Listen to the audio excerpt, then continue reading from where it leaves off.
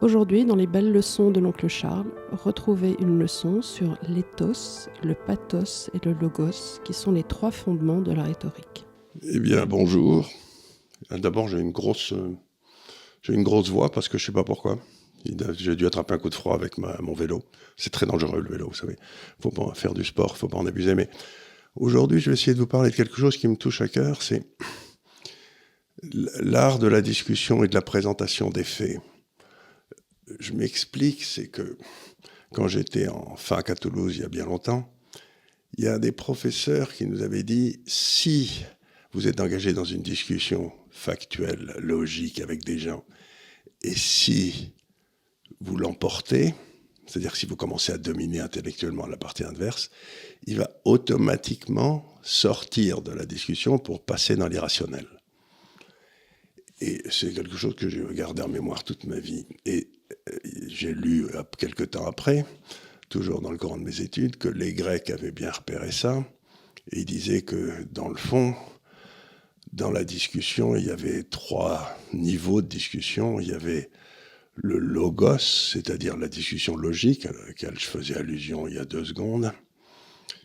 Vous aviez l'éthos, qui était dans le fond, on peut avoir une discussion logique, mais passer dans le domaine éthique, ce qui fait, ce qui se fait pas, etc. Et puis vous avez le pathos, c'est-à-dire l'émotion. Donc ce que me disait mon professeur de Toulouse, c'est que quand vous êtes sur un sujet et que vous êtes en train de gagner, mettons, si tant est qu'on puisse gagner dans une discussion, celui que vous êtes en train de battre va passer au pathos, c'est-à-dire à l'émotion, et vous amener dans un terrain où on ne peut plus discuter, puisqu'on ne peut pas discuter de pathos. Et donc, j'essaye, quand je présente quelque chose, de rester dans le domaine du logos, c'est-à-dire de la discussion logique, et je me permets de temps en temps d'exprimer un peu mes préférences personnelles, qui sont, mettons, au niveau éthique, par exemple. Mais de temps en temps, bien entendu, quand je commence à m'énerver, ce qui m'arrive un peu moins maintenant que quand j'étais plus jeune, je glisse dans le pathos, je m'énerve et je me mets à pousser des cris et je deviens tout rouge. Bon, ça, tout le monde a fait ça.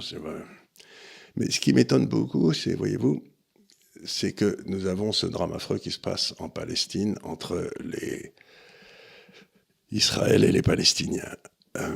Donc, j'essaye d'analyser ça du point de vue logique. Et qu'est-ce que j'ai dit aux gens ? J'ai dit, écoutez, c'est probablement pas par hasard que cette attaque insensée contre Israël s'est produite maintenant.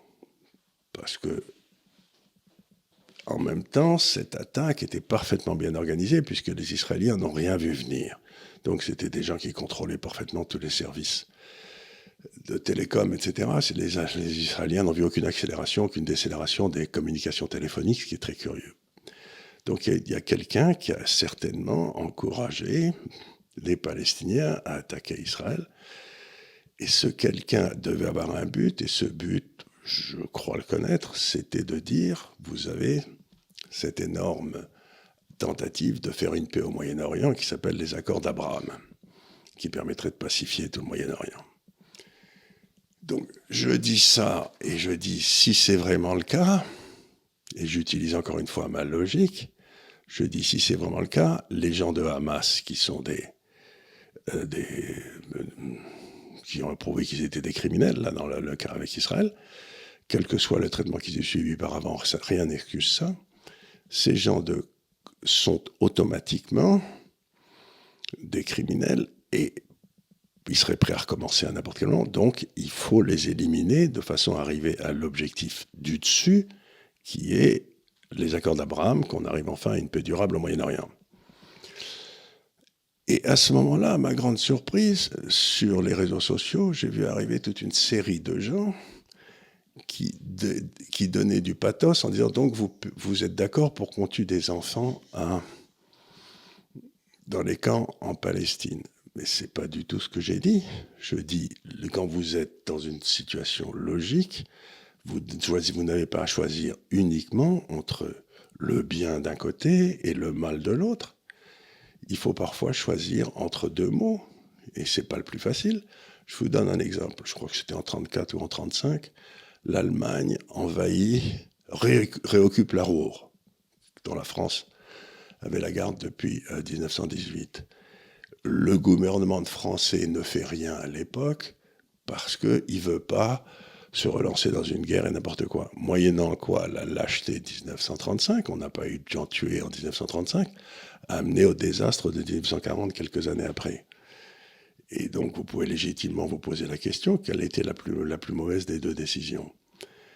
Et donc ce que je voudrais expliquer aux gens, c'est quand vous avez quelqu'un, des gens à l'Institut des Libertés par exemple, qui se donnent du mal pour essayer de faire comprendre la façon dont un raisonnement est construit avec une structure logique de ce raisonnement en s'appuyant sur des hypothèses qui seront ou ne seront pas vérifiées. Ça ne sert à rien de les attaquer sur le côté pathos en disant que vous êtes méchants.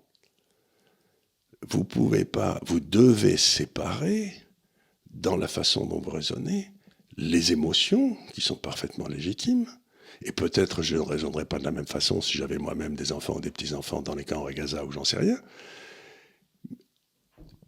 De ce qui est logique, rationnel et aussi, si possible, de ce qui est éthique à long terme.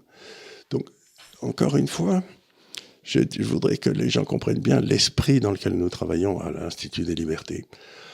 On n'est pas là pour vous dire ce qui est bien ou ce qui est mal. On est là pour essayer de raisonner avec vous en expliquant quelles sont nos hypothèses de départ, en expliquant quelles sont nos préférences, probablement, qui doivent toujours exister. Mais on n'est pas là, d'abord pour résoudre les problèmes du monde, et même on n'est pas là pour vous dire ce que vous devez penser. On essaye de vous montrer comment, à partir des choses qu'on sait, on peut organiser une connaissance, mais on n'est pas là pour vous dire, compte tenu de ce que moi je sais, voilà ce que vous devez penser. Et ce que je trouve extraordinaire, c'est que c'est tous ces gens qui m'envoient des emails après. Il y en a dans le fond deux sortes. La première sorte, c'est de dire vous n'y connaissez rien, vous êtes un gros nul, vous avez été acheté par... Alors dans le courant de ma carrière, je tiens à signaler que d'après ces gens-là, j'ai été acheté par la CIA. Mais enfin maintenant, ça c'est un peu tari, c'est bien dommage. Après ça, j'ai été acheté par les Russes, puis par les Chinois. Maintenant, je suis acheté par les forces du sionisme international. Et je désespère pas que je vais pouvoir me faire acheter par quelqu'un d'autre. Donc, non, je suis pas vraiment... Personne ne m'a jamais acheté. Mais si j'utilise ma logique pour détruire une position irrationnelle d'un certain nombre de gens qui nous écoutent, à ce moment-là, ils ne peuvent pas penser que je le fais en bonne foi. Ils pensent que je dois être un salaud. Et ça, c'est la forme zéro du raisonnement. Donc la première des choses, c'est les gens qui vous disent « vous n'avez pas le droit de dire ça parce que vous êtes un salaud et que vous avez été acheté ». Pour ça, c'est pas bien intéressant. Et puis, il y a de deuxième forme de critique à laquelle je suis très sensible, c'est les gens qui me disent « écoutez Charles, ce que vous nous avez expliqué est très intéressant, je ne partage pas vos hypothèses, voilà quelles sont les miennes, et voilà les conclusions dans lesquelles je tire », c'est-à-dire qu'ils cherchent à améliorer leur façon de raisonner, et en faisant ça, ils essayent de m'aider à améliorer ma façon de raisonner.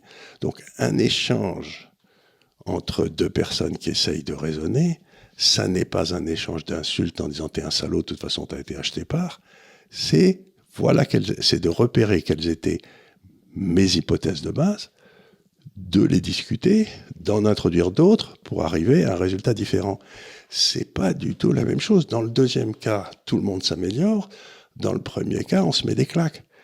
Donc, ce que j'essaie de dire, c'est retenez toujours que quelqu'un qui, dans une discussion, file dans l'irrationnel, c'est pas la peine d'avoir une discussion avec lui. Aussi curieux que ça paraisse, moi je suis parti en discuter avec tout le monde, sauf si celui qui, si vous lui dites quelque chose avec lequel il n'est pas d'accord, dit « vous êtes un salaud ».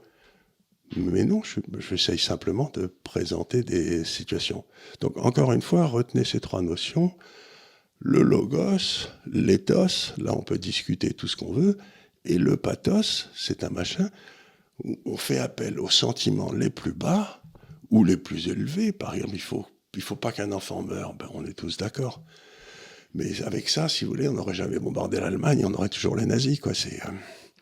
Donc le pathos, c'est la face, le truc sur lequel les politiciens joueront toujours sur le pathos pour vous émouvoir et vous faire penser que le type est un gars bien. Il ne faut discuter qu'avec des gens qui travaillent sur le logos et sur l'éthos.